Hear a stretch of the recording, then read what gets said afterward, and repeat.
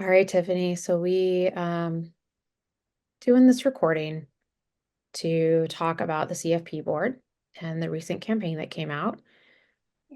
It's a tricky topic. There's a lot of emotions, feedback, thoughts, right? Where do we start? Well, like you said, it's very tricky. And, we're not on the inside. We saw it come live just like everyone else did through so many LinkedIn posts and people sharing and the reaction. So, we've talked about it a lot internally. We want to make sure we're not being reactionary because again, we weren't there. We didn't get to make the decisions, but we're also seeing kind of how it's impacting people. And just kind of want to have a conversation about that and about how marketing means something. Marketing impacts things. So It does, and it has a domino effect, yeah. intended or not, and that can happen internally with an organization or externally as well. So to be a little vulnerable here, when this campaign was released, it reminded me of a campaign that came out about, it might have been 5-ish years ago. I'm not exactly sure. So, and the reason it feels vulnerable is because it's a campaign that was really close to me. So, I'll just kind of share this to maybe help frame it. I love my undergrad. I went to Drake University. I've sat on boards. I've flown back. I mentor students, like all these things. Like it's a place that helped me grow up, right? And they came out with this campaign, like I said, about 5 years ago.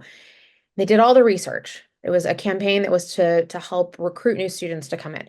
They did the research, they spent budget, they tested it, they did focus groups, they came up with all kinds of ads. But when it was released, it didn't sit well. And what it was, Drake University starts with the letter D. It was D plus. For a collegiate university focused on education, a grade with a D plus, or that's how it was perceived, Yes. did not sit well with Yeah. those that received it, right? But the concept was supposed to be like, okay, you come here and you're going to get this, like plus this, you have these Yeah. experiences. You Right. get this plus this. And so part of it was to send out to all these new, students to let them know, like, okay, you've been admitted and you get this, and you're going to have a plethora of experiences and things that you can dip in and to explore. But the messaging and the way that it came off from an alumni standpoint, Was that it's you chose poorly, right? Like you could yeah. have gone to the A school, but instead you chose the D school. D plus. Yeah. And we're all like, oh my gosh, like this is not like, Yeah. it didn't sit well. And especially an organization that you take so much pride in and help you to be able to stretch your own wings, right? Yeah. And so there was messages like alumni were all, flooding inboxes, and there was conversations, and there was social media, public comments, and the university uh, rallied behind the messaging, and it helps to explain the why for what had gone on. But part of it, for lack of better words, a little bit of damage control, to be able to really help, put things in place. But I think one of the takeaways for me was kind of what you were just alluding to earlier too, of like marketing does touch everyone, even if it's just related to this particular demographic, like we feel it in different ways. Yeah. So I don't know like what your thoughts are on that, but that was one of the things I was like, okay, do we want to pull up the skeletons again? Because it feels personal, right? Um, Yeah, the skeletons came out for you. It felt like you were living it again. Well, and I think that's, I think it's a good similarity to this situation because, as things came out, it became very obvious that this campaign was meant to be, well, interestingly, the same thing, a recruiting campaign, um, meant to be very siloed. And I think, again, I'm sure they did all the research. I'm sure they did all the focus groups and things like that. But I think the idea sometimes is that, well, it's all going to be, not that's going to be okay. I'm sure everyone thought it was a great idea, but it'll be okay because it's a separate thing. It's a separate audience. It's going to be on a different platform. These guys probably aren't going to see that, yeah. but that's not the way the digital world works. And we have a colleague who we were hoping that could join us, but it didn't work out. Um, always shares this phrase that, and I'm gonna butcher it, but basically the marketing either adds to your brand or it takes away from your brand. Mhm. Everything that goes out is either going to add more to your brand or it's going to take away. Yep. And I think that's what we saw here is I know the idea was that it was supposed to be separate, but everyone else felt it. And especially again, alumni or those that hold the CFP, like there's so much pride there. There's so much identity there that when Mhm. they see something that they feel is taking away from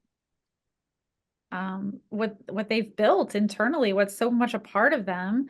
Yep. I think that's where a lot of it came from. It's not that it was necessarily a bad idea or that it, I mean, maybe it was or maybe it wasn't, but not to pick on the idea or the creative, but it's just the feeling that, Yep. that it took away from something that I hold dear. I mean, not me, but those who were feeling it. And So that was kind of the parallel with how I felt too, and even feel that kind of vulnerability of being able to kind of pull up those skeletons, right? Because it's not how the way that it came across wasn't the perception of how and I think others perhaps saw that, right? Even though that wasn't the intention behind it. But yeah, shout out to Jimmy, to our colleague who has that great quote of like everything you're doing is either like it's adding to the brand or it's taking away from the brand.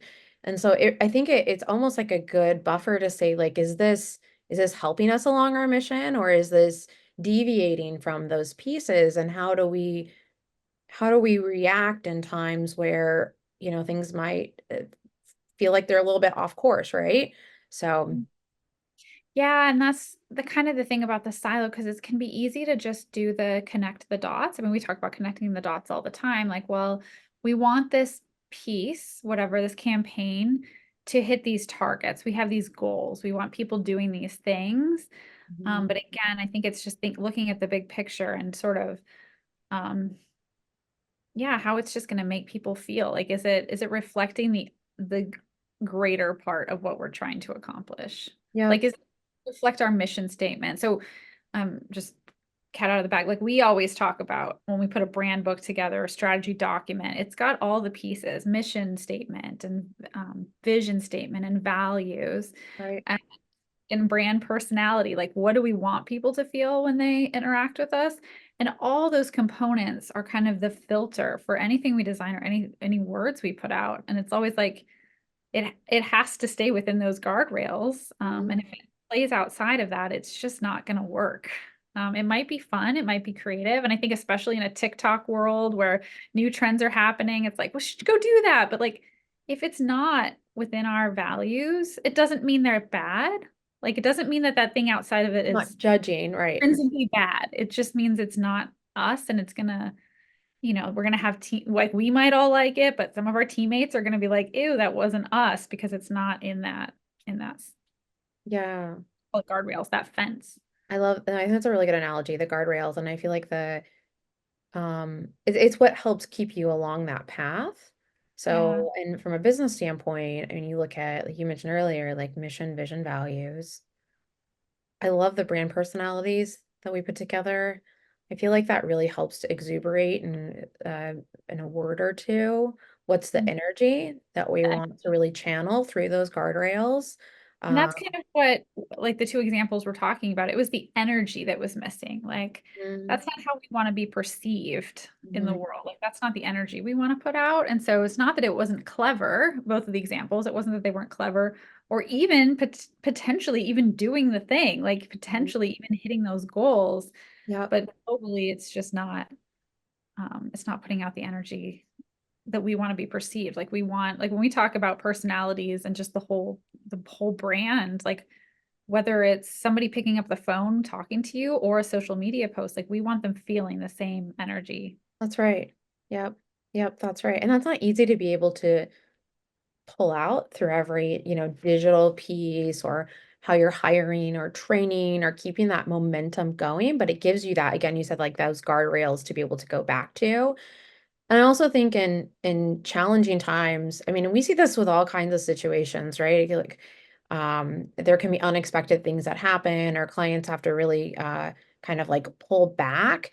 I think it Mhm. really helps you keep on pace in those unexpected, how do I say, I don't even know if I want to use the word crisis, but sometimes crisis, Yeah, to I mean, really crisis be can be able, yeah, just to be able to say like, okay, if we're showing up in every day, this is how we're showing up in every day. But it's like, how do we show up to be able to keep that energy along those guardrails so that it's, um, if it's a calm, cool, collected, or if it's a, we've got your back, or whatever that message might be, that there's that continuity. Yeah, I'm exactly. We talk about that in voice guides all the time, right? That there's going to be a tone that might have to shift. Maybe something's more urgent or it's left less urgent. Maybe it's, a social media post versus like a memo, but the Yeah, voice is always going to be the same. And I just I thought of a great example of a wealth management and planning firm that we work with. And they brought out the point that if you're coming from a place, so they're coming from a place of yeah, trust, right? Like yep, that's a core part of their personality. yep. And so they're like, well, we could play outside of that and we could play on fears, but Mhm. that's never going to feel authentically us. Like Mhm. every time we show up, it should be promoting trust. It should be Yep. building on that, right? Like aspiring to more and more trust. And Hmm. we could take it down a notch and kind of play around with that, but it just will never feel right. It's sort of going against the grain for, Yeah. yep, yep. Yeah, and I think that's where even situations like this one where it was supposed to be funny, if it feels so opposite of what we've built, then I think that's where the problem can come in too. Hmm. Yeah, it's that almost too, it's like the deviation is, it's just, it's Too good. far. Yep, Yeah. too far off. Yeah. Or maybe not even that it was too far off, but it was literally the opposite. Like we Mhm. just flipped and now it's like, no, that's what I'm working against. Yeah, sort So of scribbling against those guardrails or scribbling outside of the lines of of, of what's been established. Yeah, I think of another example of, there's a firm that we've worked with for a number of years now, and I mean, very much have that, calm, cool, collected, but they had a totally unexpected issue that happened. It might have been last year. And mm, part of, it was a crisis situation, not going to go into all the specifics, but there was almost, you externally, you don't want to have that sort of like Dr. Jekyll kind of like Mr. Like you're like flipping, you're like, okay, we're calm, cool, collected. We got it. There's that trust like you were alluding to earlier, these kinds of pieces. And then all of a sudden it's like everything's untangling. And so part of on the inside, which people don't always see, is to take that stress anxiety out, right? Because they're trying to do the right things for their clients, they're trying to take care of things, make sure things are buttoned up, and people are well taken care of, but trying to take all that energy and then saying, okay, let's return back to our brand. Like you said, we can slightly adjust the tone, or maybe not even slightly, right? But we're adjusting the tone enough so that there's that constant, like, we've got it taken care of, right? And we recognize what's going on, but we've taken, this step, and this step, which consistently aligns with how we show up every single day. So, yeah, the same firm I'm thinking of also just won a pretty great award. So obviously, so when they're posting something about that, the tone's going to be different than having to put yep, out a memo communication about that serious thing. yep, But both were about, like you said, trust and confidence. And if they had put out something that was anxiety ridden in that first one, it's like we said, everything takes away from, or as or takes away from the brand, and it would communicate to clients that, oh gosh, if things got crazy on my end, like if I was in a crisis situation, they're yep, gonna panic. Like that's who they are. yep, So yep. It's so true. So another thing that personally helps me is I like to get a lot of big ideas. Um, and they're not always realistic, right? Like sometimes you think, oh, I'm gonna do this project, it's gonna be no big deal. And you're like, okay, like let's take a minute back to see like, where does that fit in? And I think to connect the dots here is this idea of, are we adding to the brand? Or are we taking away from the brand? Allows us to take ideas and say, like, that might be a great idea, but that's not the right idea that's going to propel the company forward for the business objectives that we're trying to hit. So it does help to be able to keep within that, yeah, within that swim lane. So, yeah, I think that's what we saw too with people reacting to the CFP. Or again, like I know there was some strategic, we're hoping to get these outcomes, but I mhm, think a lot of people felt like the way we got to those outcomes and even the outcomes themselves might have deviated from what they felt was the business goal. And Mhm. that Mhm. can be a big disconnect too. Yeah. I was thinking about it. It's almost like sometimes we see marketing as like the kid brother building like mud pies in the backyard. Like it's just fine. Whatever he builds, it's fine.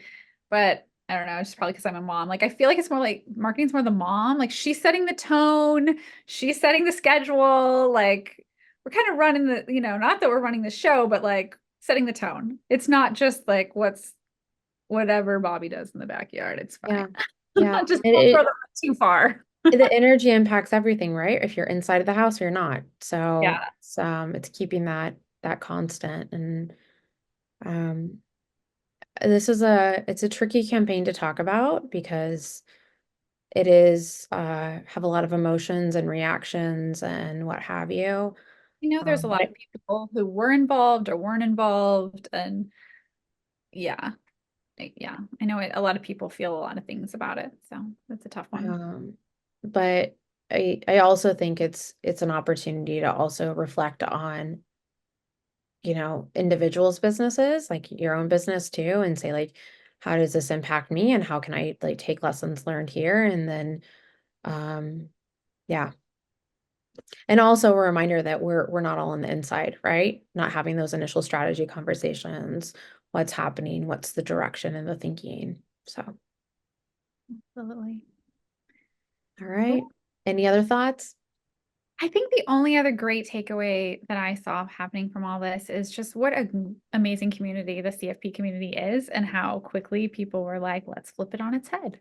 Yep. Let's remind people of all the amazing things we do for our clients. Let's remind them of the fun stuff, the good stuff that we do on our free time and taking care of our community. And it's been really fun to see people step up and play with it in that way. To see that passion, right? Because we could all be passive and Yep. just say, this is something like, whatever, you could just sort of throw your hands up, but that's not been the reaction. There's a lot of heart and soul, people that care, that have opinions, that are sharing their own thoughts, having side conversations, all those sorts of things. So, and I felt that, linking back to the Drake campaign too, I felt that energy almost just like, it's like it surfaced. It was like almost after a rainstorm, where there's Yeah. like, oh my gosh, all these things like surface, like, there's the soil's rich, you feel that sort of piece of it. And so I think that's also a reminder, like you said, just to of the positive energy that's going on with the community. So great. All right. Thanks, Thanks. Tiffany.